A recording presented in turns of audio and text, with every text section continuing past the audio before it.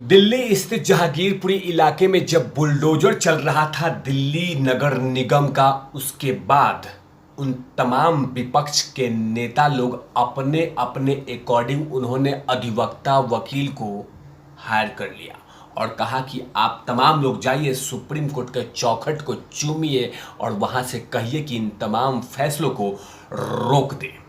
और बाकायदा supreme court ने इस बुलडोजर के ऊपर में अपना हाथ रख दिया और बुलडोजर को रोक भी दिया।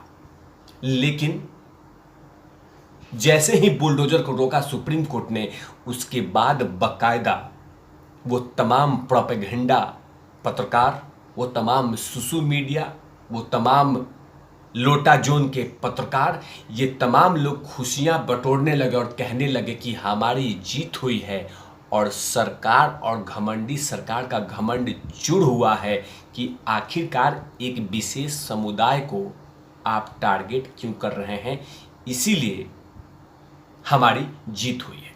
और ये तमाम बातें लगातार किसी न किसी तरीके से अपने अपने चैनल पे बेचे जा रहे हैं। लेकिन आखिरकार किसकी जीत हुई सुप्रीम कोर्ट में और किसको ज़्यादा करारा तमाचा लगा, किसके सपनों पे बुलडोजर सुप्रीम कोर्ट ने चला दिया, किसकी सोच पे बुलडोजर चलाया सुप्रीम कोर्ट ने, इसका विश्लेषण इस एपिसोड में तिवारी भैया करेंगे। नमस्कार, आप देख रहे हैं तिवारी भैया, मैं हूँ वेद प्रकाश। दो वकील साहब मिलकर सुप्रीम कोर्ट गए थे और बाकायदा दिल्ली नगर निगम के बुलडोजर कार्रवाई को रोकने के लिए दो अलग अलग वकील गए थे। एक वकील साहब का कहना था कि विशेष समुदाय को टारगेट किया जा रहा है, दूसरे वकील साहब का भी यही लहजा था कपिल सिब्बल जी का कि हाँ, एक विशेष समुदाय को टारगेट किया जा रहा है। ये दोनों वकील साहब गए थे कि आखिरकार ये ऐसा क्यों किया जा रहा है, इसकी जरूरत आन क्यों पड़ी, इस देश में क्या कानून व्यवस्था नहीं है, क्या इस तरह के तमाम शब्दों का इस्तेमाल सुप्रीम कोर्ट के चौखट पे किया गया। बाकायदा जज साहब ये तमाम चीज़ें सुनते रहे, लेकिन जो जज साहब ने एक बड़ी बात कही वो बेहद सुनने वाली बात है। जज साहब जब ये तमाम बातें सुन रहे थे, जहांगीरपुरी इलाके में जो बुलडोजर और अतिक्रमण कार्रवाई चल रही है, इस पे सुप्रीम कोर्ट ने कहा कि आप याद रखिए, आप सिर्फ जहांगीरपुरी के बारे में बात कीजिए, देश के अन्य राज्यों में क्या हो रहा है इसके बारे में बात मत कीजिए। मतलब कि उत्तर प्रदेश टारगेट में था, मध्य प्रदेश टारगेट में था, गुजरात टारगेट में था, उत्तराखंड टारगेट में था, आसाम टारगेट में था, लेकिन सुप्रीम कोर्ट ने इन तमाम लोगों के सोच पे ही पानी फेर दिया और कह दिया कि ध्यान रहे कि आप जहांगीरपुरी इलाके को ही लेकर बात कीजिए, आप उसी के बारे में फैसला दे रहा हूं, बाकी राज्यों के बारे में आप बात नहीं करेंगे। मतलब कहीं ना कहीं आदित्यनाथ योगी के उस बुलडोजर कानून पे सुप्रीम कोर्ट की किसी न किसी तरीके से हामी भर दिया। लेकिन लगातार ये कहा जा रहा है कि सुप्रीम कोर्ट में अमित शाह की हार हुई है, घमंडी सरकार के घमंड चूर हुआ है, बुलडोजर को हमने रोक दिया है। लेकिन कोर्ट ने कहा है कि लगभग आने वाले 2 सप्ताह तक यथाशक्ति बनी रहेगी और दिल्ली नगर निगम किसी पे भी अतिक्रमण पे कार्रवाई नहीं करेगी। ये तमाम फैसले आए, लेकिन वो तमाम एजेंडाधारी पत्रकार यही कहने में लगे हैं कि सरकार का घमंड चूर हो गया। सरकार का घमंड कहीं पे भी चूर नहीं हुआ। सरकार वही कर रही है जो अतिक्रमण के रूप में पाए गए हैं और उसी पे कार्रवाई कर रही है। लेकिन लगातार दो वकील यही कह रहे हैं कि विशेष समुदाय को टारगेट किया जा रहा है। वो भूल जाते हैं कि किसी भी विशेष समुदाय को टारगेट नहीं किया गया है। बाकायदा मैंने कल भी एपिसोड में कहा था कि जब दिल्ली नगर निगम का बुलडोजर चल रहा था, उस समय उसके आसपास जब मंदिर पे कार्रवाई करने की बात आई तो वहाँ के लोग खुद ही अपने मंदिर के आसपास के वो तमाम अतिक्रमण को हटा लिया, मजदूर को हायर करके। लेकिन कहा जा रहा है, बोला जा रहा है, कोर्ट में कहा जा रहा है कि एक व्यक्ति विशेष को टारगेट किया जा रहा है।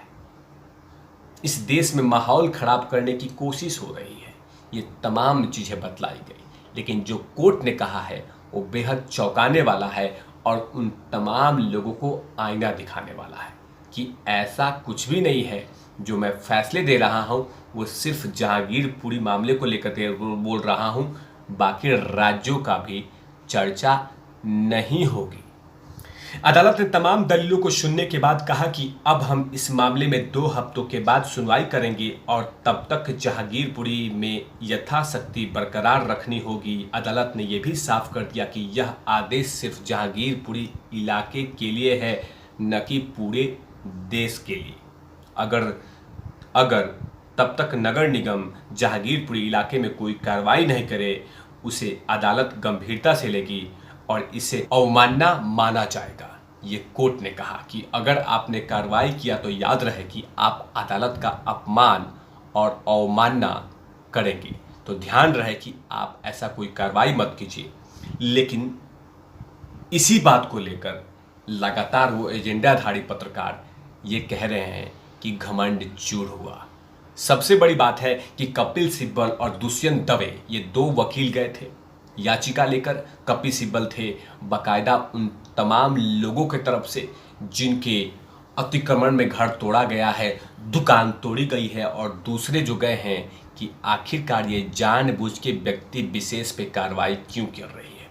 इन दोनों वकीलों को करारा झटका देते हुए, आईना दिखाते हुए ऑनरेबल सुप्रीम कोर्ट ने कह दिया कि आप लोग सिर्फ जहांगीरपुरी की बात कीजिए और बाकी जगह पे बात मत कीजिए। मैं एक और चीज बतलाऊंगा, लगातार यही कहा जा रहा है, बड़े बड़े मुस्लिम नेता कह रहे हैं कि सिर्फ एक ही समुदाय को टारगेट क्यों किया जा रहा है। जिस समुदाय ने पत्थरबाजी किया उसी पे टारगेट किया गया है। अगर यही बात बतला दूं कि अगर कोई और समुदाय का करता तो उस पर भी कार्रवाई होती। बाकायदा सरकारी वकील ने कोर्ट में यही कहा कि बहुत सारे लोगों पे भी कार्रवाई हुई है जो ये कहते हैं कि विशेष समुदाय के लिए। हमने हिंदुओं के भी अतिक्रमण हटाए हैं और इससे पहले बहुत जगहों पे ऐसी कार्रवाई हुई है। इसका एग्जाम्पल सेट करूंगा। लोग कहते हमेशा से एजेंडा पत्रकार कहते हैं कि आदित्यनाथ योगी एक व्यक्ति विशेष पे, एक व्यक्ति समुदाय पे टारगेट करते हैं, लेकिन जो ये खबर है वो बेहद चौंकाने वाला है और उनको तमाम लोग को आईना दिखाने वाला है। जो ये कहते हैं कि आदित्यनाथ योगी बहुत ही ज़्यादा एक समुदाय पे टारगेट करते हैं। ये खबर है प्रिंट मीडिया में कि सीएम आदित्यनाथ योगी के निर्देश में नोएडा में 602 मंदिर और 665 मस्जिदों को लाउड स्पीकर को लेकर नोटिस दिया गया है। 602 मंदिर और 265 मस्जिदों पे नोटिस दिया गया है, वो भी उत्तर प्रदेश में, और वो भी मंदिरों पे नोटिस दिया गया है कि आप लाउड स्पीकर का जो आपकी वॉल्यूम है वो कम होना चाहिए। इसमें मंदिर को भी नोटिस दिया गया है।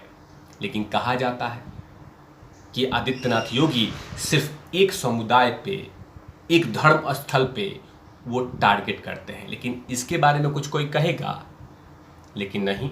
लेकिन वोट बैंक की राजनीति करनी है, वोट बैंक को चमकाना है, इसीलिए लगातार इस तरह की बातें कही जाती है कि देश के प्रधानमंत्री नरेंद्र मोदी, अमित शाह और आरएसएस सिर्फ एक समुदाय को लेकर टारगेट कर रही है। लेकिन जिस तरह से सुप्रीम कोर्ट ने अपने ही फैसले पे इन तमाम लोग के सपनों पे बुलडोजर चला दिया और साथ में ये भी कह दिया कि सिर्फ एक जगह की बात कीजिए, ज़्यादा इधर उधर की बातें नहीं करनी है। तब तक के लिए आप देखते रहिए तिवारी भैया। मैं हूँ वेद प्रकाश, कैमरामैन धूल लाठी के साथ। Over out.